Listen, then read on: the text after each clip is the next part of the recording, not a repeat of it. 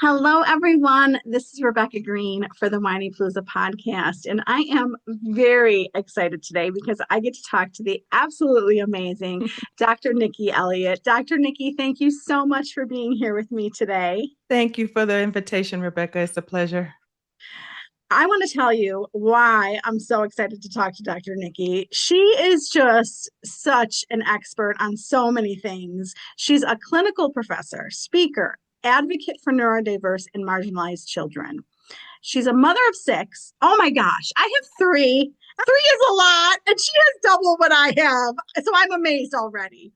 Uh, Okay, including neurodivergent children in her six children that we're going to talk about. She combines lived experience with deep professional expertise. Dr. Elliott is the director of the Center for Embodied Equity and Neurodiversity at the University of San Diego and has trained thousands of educators, counselors, and helping professionals worldwide. She is also the author of the upcoming book, Heart Centered Connection: Seven Essential Skills for Helping Neurodiverse and Marginalized Children Thrive. Her book sounds amazing. I want to talk about it.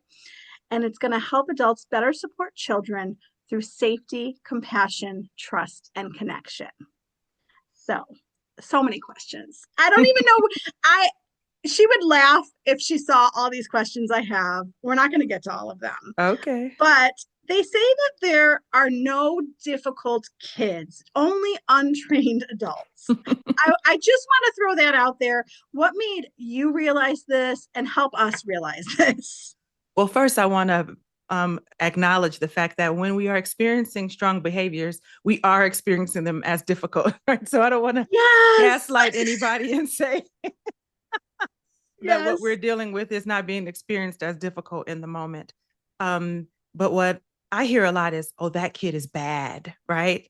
And Mm, that is the stronger word that really rubs me and drives me into the work that I do, where people perceive that certain behaviors are an indication that a child is worth marginalizing, throwing away, excluding, or get them out of here and send them wherever oh, else, and I don't care, right?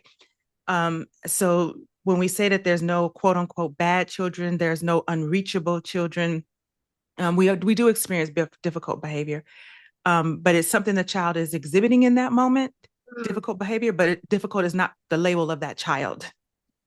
I Yes. really want to It's make a that good distinct. distinction. Mhm. Yes, good distinction. But there are untrained adults, and Yes. many, many everywhere.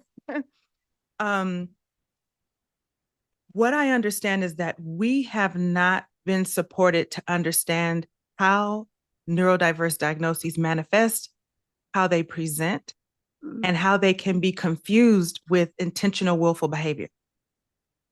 So when yeah. we talk about neurodiversity through this conversation, if you don't mind, I'm talking about Yes. diagnoses like autism, ADHD, dyslexia, dysgraphia, dyscalculia.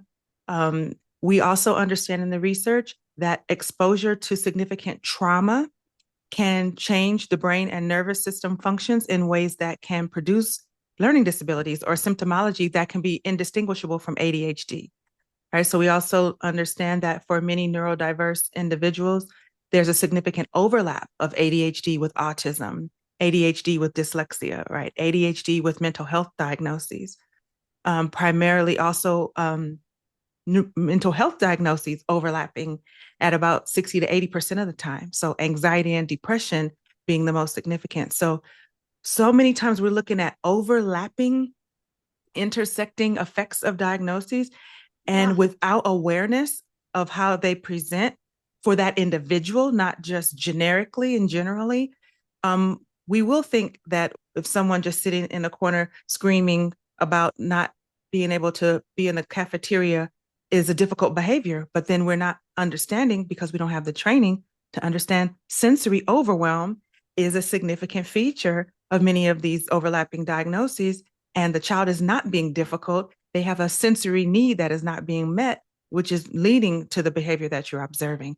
So this is the big part of our work at the University of San Diego in our center, and through my work in Heart Center Connections, is how do we help adults sharpen their lens and build their body of awareness to more accurately distinguish, is what I'm witnessing in this moment intentional behavior or the effects of their diagnosis. Because when we think it's behavior, people tend to default into strong discipline True. and judgment and anger and upset. But when they perceive that same behavior they're observing through a lens of, oh, this is a symptom of autism, their lens shifts to compassion and they're more likely to move into supportive action. And that is the crux of this work, is sharpening that lens. I mean, there's so much to say about everything you just told us. And I think that parents don't know the difference.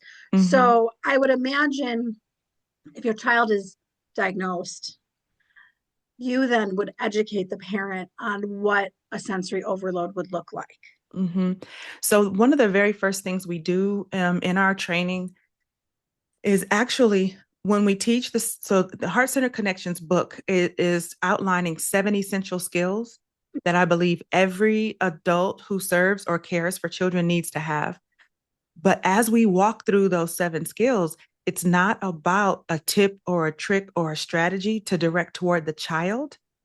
At each of the 7 pillars, those 7 skills are reflective activities for the adult. So before we can help adult understand a sensory profile and need of children, what we have to do is back up and help the adults profile their own sensory system. So we were raised to understand 5 senses, right? Sight, sound, touch, taste, smell. But in our work, we understand 8 senses now, which include proprioception, which is your sense of awareness of spatial, where I end in the world around me begins. Vestibular, which is my sense of balance. Can I handle spinning? Am I seeking to be upside down, to restore nervous system balance? And then the 8th is interoception, which is my awareness of my internal state. Am I able to notify when I'm thirsty, hungry, sad, right? So all of these things are known in the research to be challenges for neurodiverse individuals, but different senses impact different individuals in different ways. But what we also find is that many neurodiverse children, not all, have parents who are also neurodiverse, often undiagnosed, untreated, unaware, but we're still operating off of what our nervous system needs to feel safe as it relates to our sensory environment. And that may be a direct clash with the sensory needs of the children that we care for. So we can't understand the child's sensory needs and meet it without understanding our own and then profiling ourselves along with the child, and then looking at where our sensory needs overlap and match and where they disconnect and create friction between in the household. So I have fathers, in one case, the dad has extreme sound sensitivity, which, auditory sensitivity is very significant, but we have a child who is hypoaroused in sense and auditory. So we have a father who's hypersensitive, so he's sensory avoiding with sound. Then we've got the child autistic who is hypoaroused, meaning he's under-aroused auditory, so he's sensory seeking. So drumming, tapping, singing, everything that makes noise is driving the dad up the wall. Makes so much sense. And mom is having to moderate between the sensory clash that's happening all day, every day within a family. So these are the things we don't talk about because the parent has the power, right, Rebecca? So the parent says, stop that. Yes. So then the child is pushed into suppression or masking of what their sensory need is in order for their nervous system to settle. But because the parent has the power, or the adult in any situation is holding the power, they get the right to punish, suppress, whatever it is for their nervous system comfort. So our work is really about bringing that. We say we make the implicit explicit, we make the unconscious conscious. And that's just in one domain, right? That's just the sensory mismatch within a caregiving environment. There's so much more, right? So then when we see the child melting down because that sensory need is not being met, then we're labeled in difficult.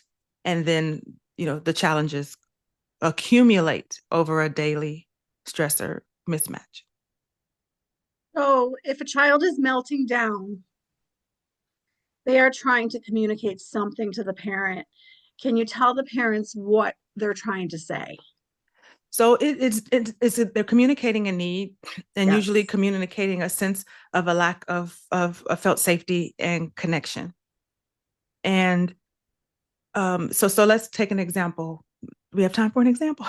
Yes, absolutely. So, like homework. So, this is something I see with one of our children is dyslexic, significant case. So, the child is masking all day long, performing normal when things are more difficult than it appears, especially when you get into the secondary school levels where there's a lot of social pressure around where their level is compared to their peers. There's a lot of sensory overload in the school environment that they're having to contain their nervous system to suppress, right? Because they don't want to be in trouble with the teacher. There's a strong cognitive load moving from class to class to class, challenging executive functions, which are a challenge as part of the diagnosis of combined dyslexia and ADHD. And then issues with working memory, the stress that it takes to hold the memory of all the things class to class to class all day. So now that is a strong load on the nervous system all day to do the things the adults are requiring to mask, to fit in socially. Ugh. And then you come home to homework and the parents catch that. Mm, And so now you say, sit down at the table, do your homework, whatever are the things that we negotiate. That's assuming that child has nervous system, neurological capacity left, right? right. And so you get the meltdown, you get the rolling eyes, you get the behavior, the screaming, the slamming doors, and you are saying that's willful behavior. But underneath that is a nervous system that's fried. Yeah. I didn't learn it at school when they taught it the first time. And now you want me to sit at the table and teach it to myself at night after I'm exhausted, right? My sensory tolerance is gone and someone's blasting the TV and I have to sit at the kitchen table while you're banging the pots while you're making dinner.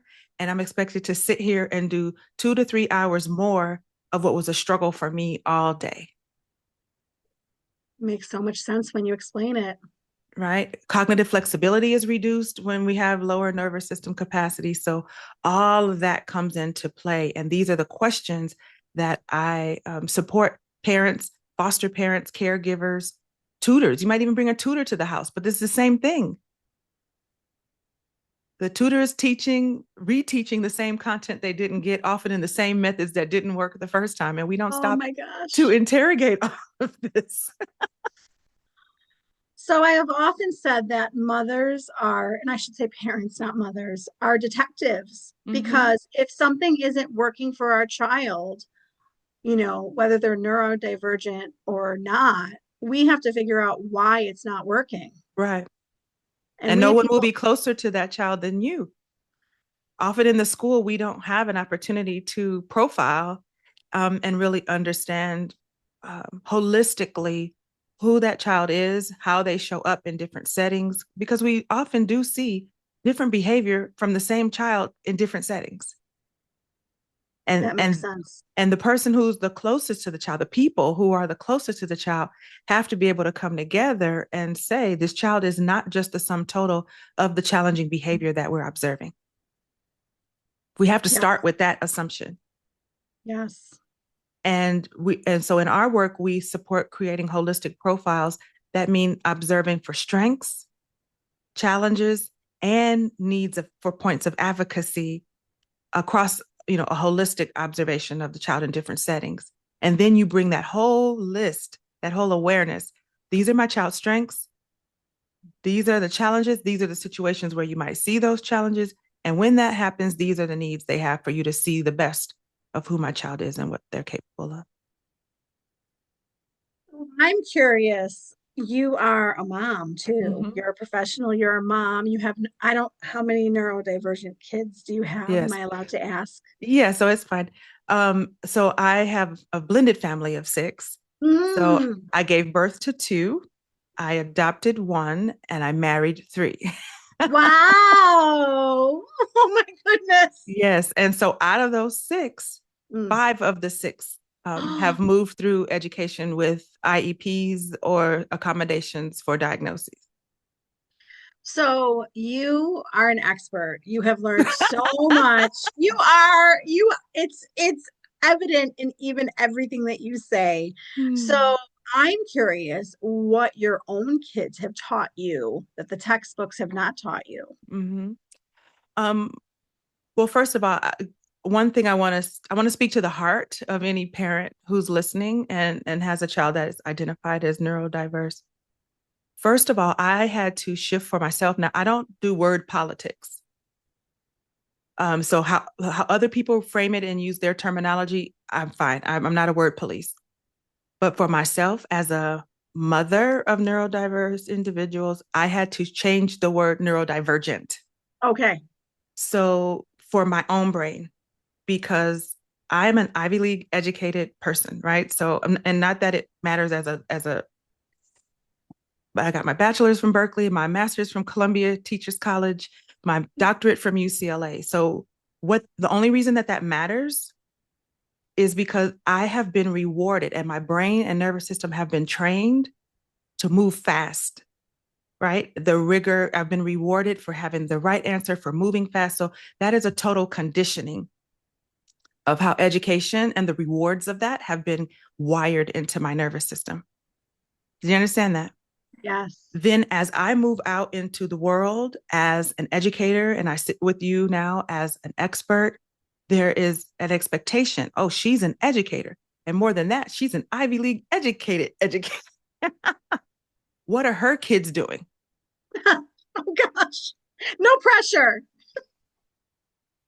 But this is where so many parents move unintentionally into working to overcorrect and fix and make their children quote unquote normal so that it can be an accurate reflection of who they see themselves as a parent.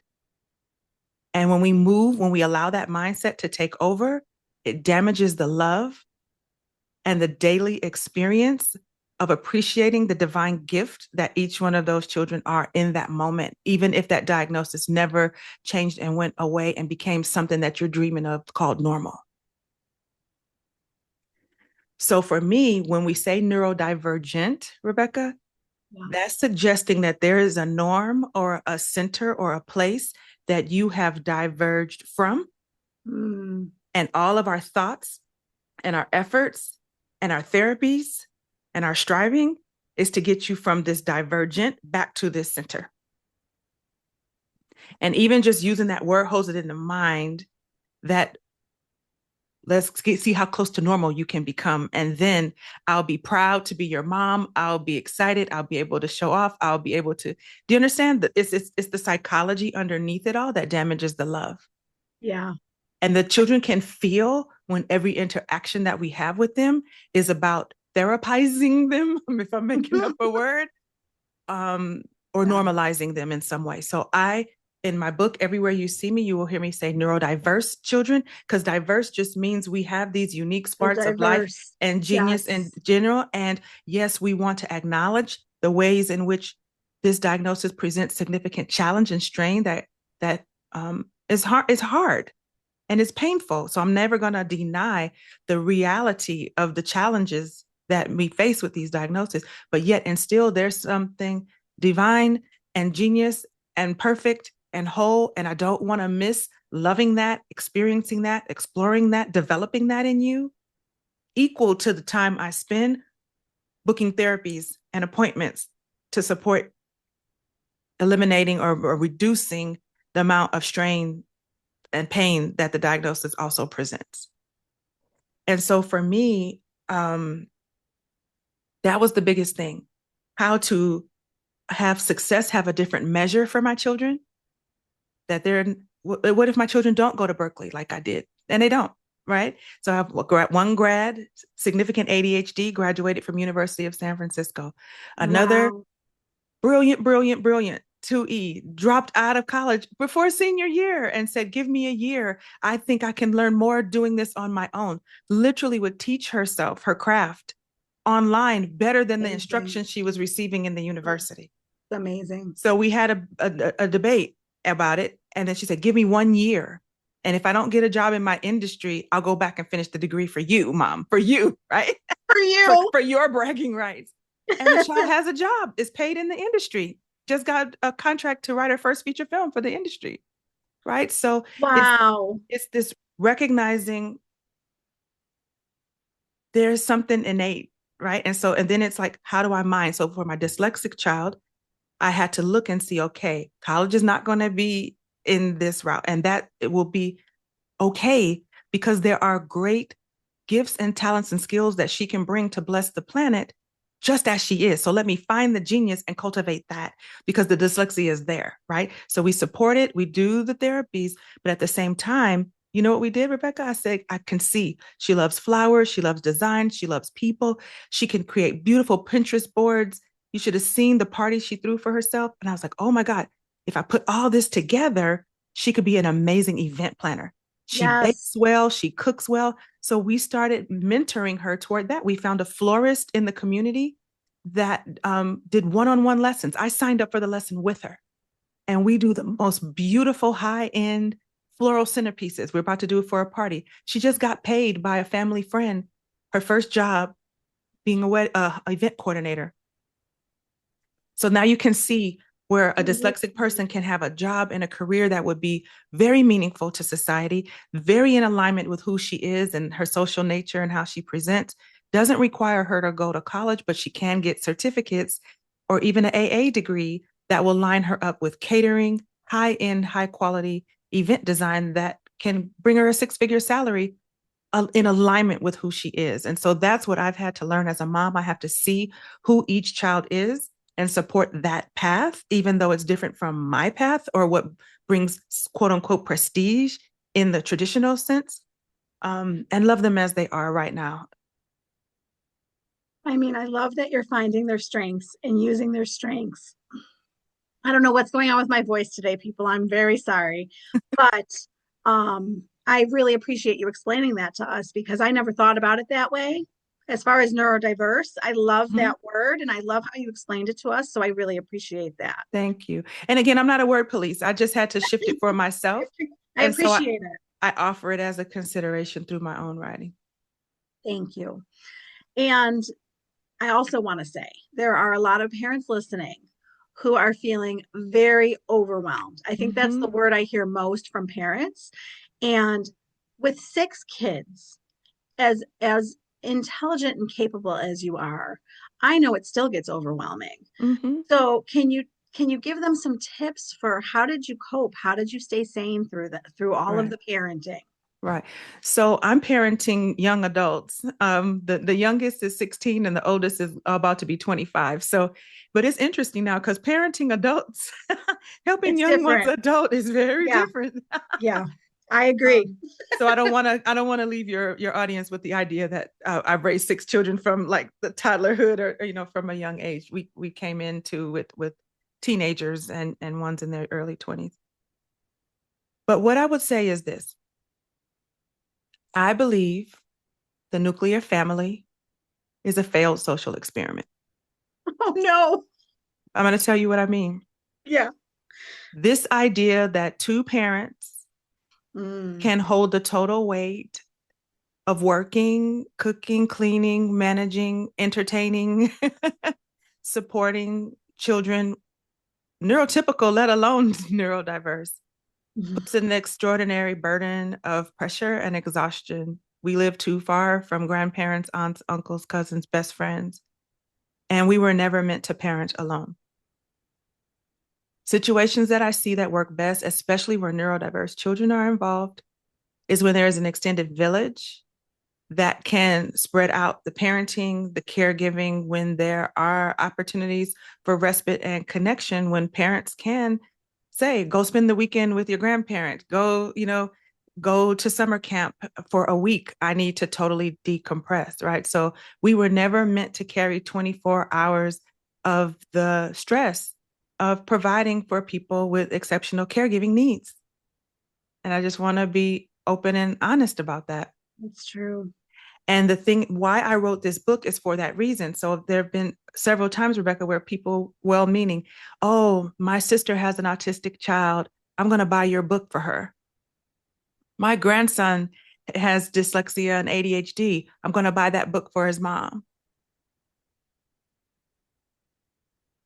What I always say is, I want you to buy two copies, one for yourself and one for your daughter or your son, because If you don't, and you only give it to your daughter, then you can say when the child comes over your house and has a meltdown, but your daughter needs a break for a day or an overnight or a weekend, you say, sorry, Rebecca, I really want to help you. I just don't know how to handle Jerome. So I'm just going to have him for 2 hours while you're here. Oh, that's not helpful. And I'll bake some cookies, and you can go take a nap in the other room, but I need you to not leave because I wasn't trained. I don't know how to deal with this. Right. Do you get it? Yes. So what liberates families, and the reason I teach this work to I want to give a shout out to St. Andrew's Lutheran Church in San Diego. The co-pastor of that church came and took our training, because every time you tell a family, sorry, we weren't trained to quote unquote deal with neurodiversity, you're not just sending that child away from Sunday school. You're not just sending that child away from Bible camp. You're not just sending that child away from all of the family activities. You're sending an entire family away from faith formation. So now that family doesn't show up, which means that mother, that father, those parents don't get to sit in church and have their souls and spirits nourished, or in the synagogue, the temple, the mosque. They don't get replenishment because you've told them you can't take on the commitment of getting trained so that you can support them, so that that parent can have their spiritual cup refilled by being in church, hearing the word, being in community. Now you sent that whole family away. They just disappear. And when I made that revelation in a keynote speech, you should see the number of people who were crying, because these are people that mean well. Yeah. They're showing up to represent God and Christ and family, but they're just, sorry, we weren't trained. Sorry, we weren't trained. That whole family is gone. So what I want them to know is that if they feel exhausted and they feel overwhelmed, don't gaslight them. It's true. And I don't want to just simply offer breath work and yoga and mindfulness practices. Yes, that's one thing that does help strengthen nervous system resilience and capacity. And we do teach that in our work, but it has to live side by side, Rebecca, with an entire community of people who will declare that it is no longer acceptable for us to say, sorry, I've never been trained to support your child. Therefore, please go away. It's the isolation that's creating the exhaustion and overwhelm. The coaches, the YMCA, the Boys and Girls Club, the before and after school programs, right? In our work, we train the janitors in schools because they often get called in as ad hoc security. We train the bus drivers, the cafeteria workers, the librarian, the nurses. All of these people make up the community that are triggering children's nervous systems all day long with their lack of awareness of how to handle them appropriately and care for them and connect with them well, and then put them on the bus and send them home to melt down over their parents all night long. Yeah, people don't think about it that way. So I'm glad you're explaining it. And it's amazing that you're out there training the community, because we need the community to support all of these parents. Absolutely. That's what supports the parents, for them to have other people and places that have the systems and knowledge in place to support their children so that they can feel the care of the communal village. So when a parent reads your book, what are you hoping that they close your book, they're done with it? What are you hoping that they're going to take away from it? When they're done with my book, I hope that they will take away a mind-body understanding of their child's needs.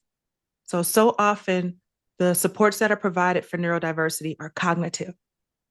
Here are more tips and strategies for executive functioning, time management, memory, blah, Yes. blah, blah. Yes. Here's your ABA therapy for behavior. It is cognitive, right? It's, if you talk to them just the right way, right?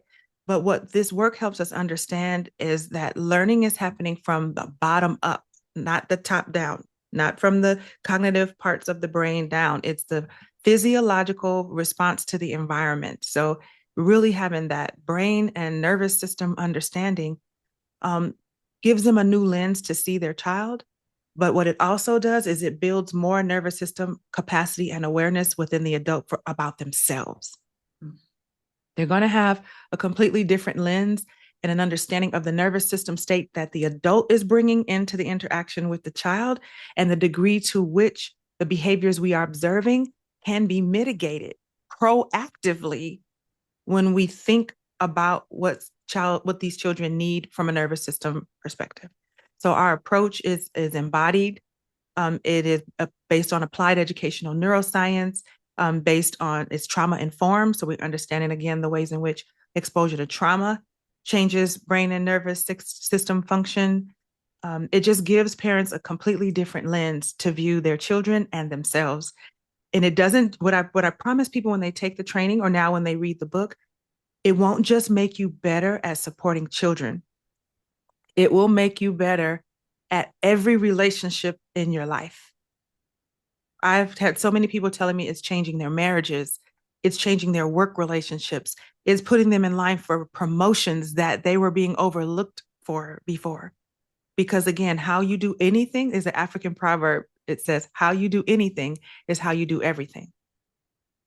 Wow. I And haven't heard that before. we only have one nervous system, right? But we think we can compartmentalize. I can blow up and be short-tempered in this environment, but when I get over here, I'll be composed because, I got to put on that image. We may be composed and we may be masking, but it's still leaking through. The truth of who we are. Our nervous systems are constantly broadcasting the truth of who we are. Oh, that's so good. That's so true. And children can feel it. Yes. Well, and I always found it fascinating, and I tell people this all the time. We go out into the community and we put on a nice face and we're on our best behavior. Then why do we then go home and think we can let our hair down and do whatever we want? Because our family at home deserves our best selves. So I've always been fascinated by that. But see, that's what's happening. The parent is going out and masking and holding Yes. it together to bring Yes. home the mortgage, right? The Yes. children are going to school and masking and holding their nervous system together in suboptimal Oh, environments to get the A or to be pleasing. And then everybody's coming home with depleted nervous systems because we've survived toxic environments so all true. day and nobody has anything left to give to the people they love the most. Oh my gosh, that's so true. Very well said. Okay. So we want to show up, and I think that as parents, we have focused so much on our kids. For 19 years, I've focused so much on my kids. And recently, I've had the luxury of talking to so many experts. I have learned it's more about focusing on myself than about focusing on our kids. So Yes. moving forward, the parents listening, what can they do for themselves to focus on themselves to then go forward and be a better parent? Yes. Again, I really think that it's important for adults to, we call it nervous system profiling or nervous system excavation, right? So really examining what are my triggers?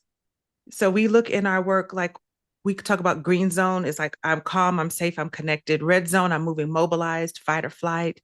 Purple zone is appeasement. So I'm raised to people please. And sometimes it makes it hard to hold boundaries because it's so important that people like me. It's hard to hold the line, right? And then Yeah. blue zone is I go into shutdown, withdrawal, quiet quitting, or just dissociating or tuning out. So we start off by exploring when I don't feel safe or connected, what survival zone do I tend to default into? And when I default into those survival states, what tends to happen? So learning to map that out.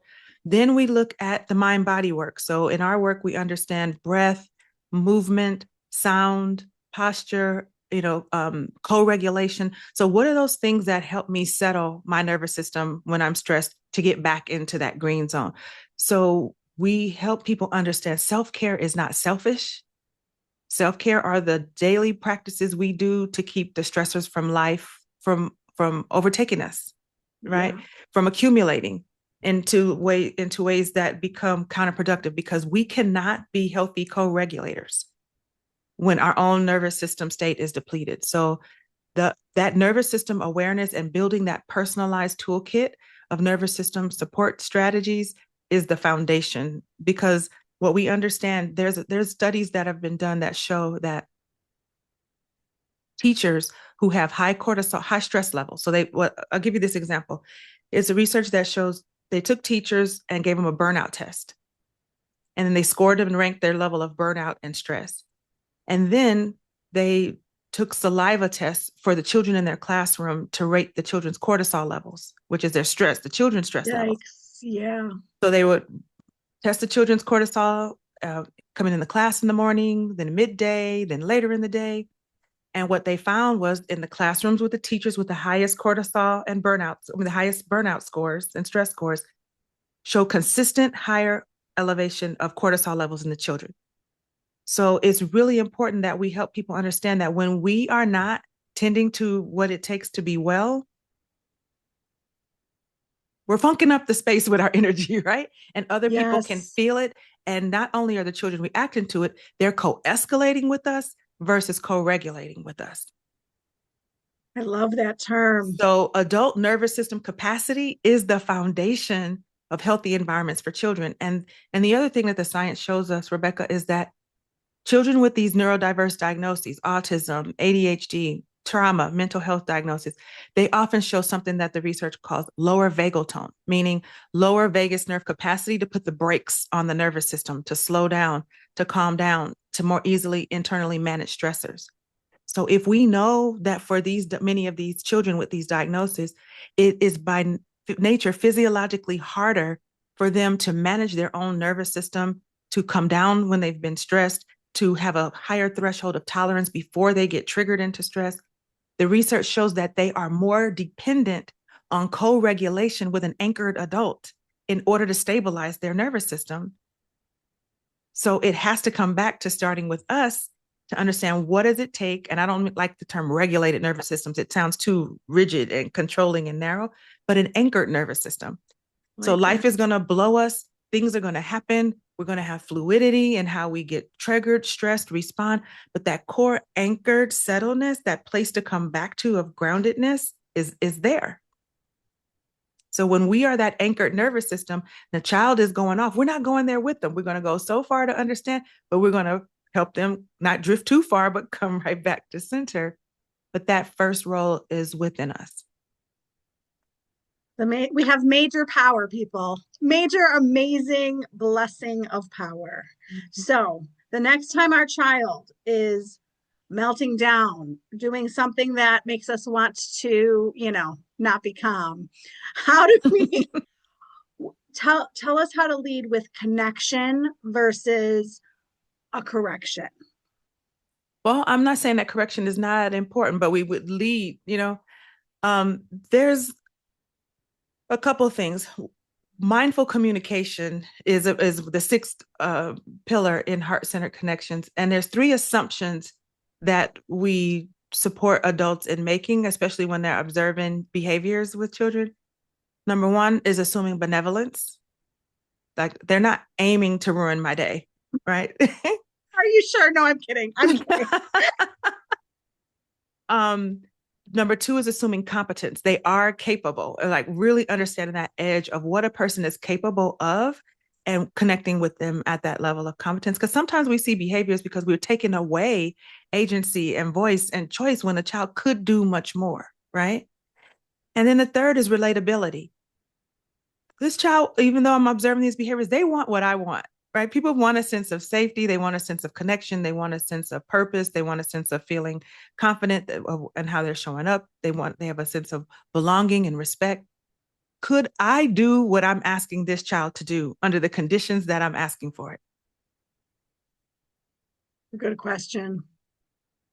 Right. So once we put that mindset, we practice putting that mindset in place, we actually see a reduction of the behaviors that would set us off. Wow.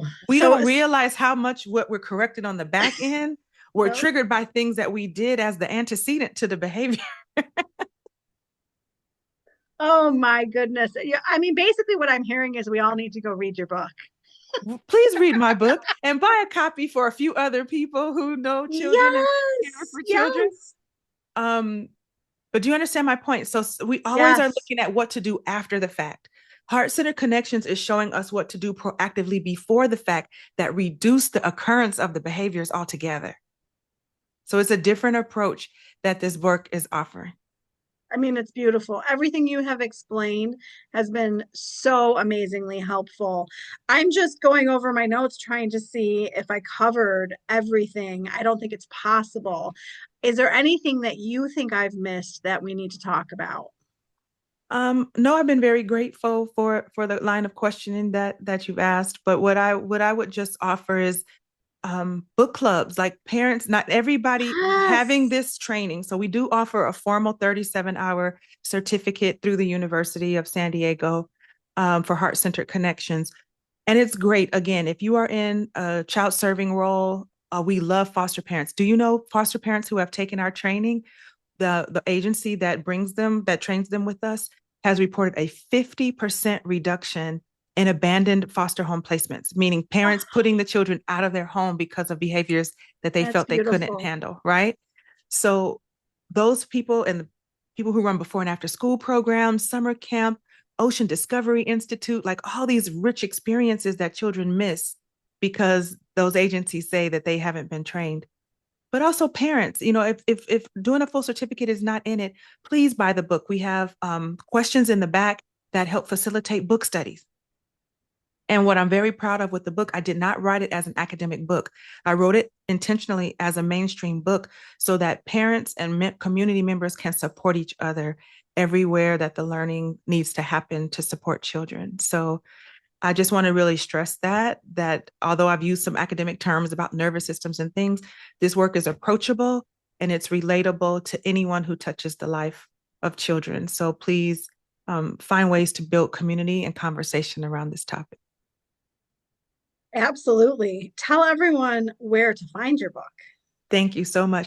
So Heart-Centered Connections, 7 Essential Skills for Helping Neurodiverse and Marginalized Children Thrive is available on pre-order on Amazon, and I just got my copy. Oh, I want to see. Oh, it's Thank beautiful. you so much. So we would love support for individual copies on Amazon or Barnes and Noble. And if you would like to buy in bulk to start a reading club with your organization, you can go to porchlight.com to buy discounted copies in bulk. And then again, my website or the company that owns Heart-Centered Connections is the Mindful Leaders Project. And then there's NikiElliott.com if you'd like to see my author page, Niki with 1 K, Elliott with 2 L's and 2 T's. I can't thank you enough. This was so tremendously helpful. Like I said, I knew that you were going to be brilliant and you delivered. Thank So, you. so thank you so much for your time and your expertise today. It's been wonderful, Rebecca. Thank you for the invitation again. This is Rebecca Greene, and I want to remind everyone to spend every day laughing, learning, and loving. Thank you for tuning in to the Whiny Palooza podcast. If you like what you heard, please be sure to subscribe so you never miss an episode. While you are there, leave a review. I love to hear your feedback. Thank you so much for listening. Until next time. This show has been produced by Market Domination, LLC. To discover how you can have your own show completely done for you and turn it into a real published book and become the authority in your marketplace, go to www.marketdominationllc.com/podcast offer.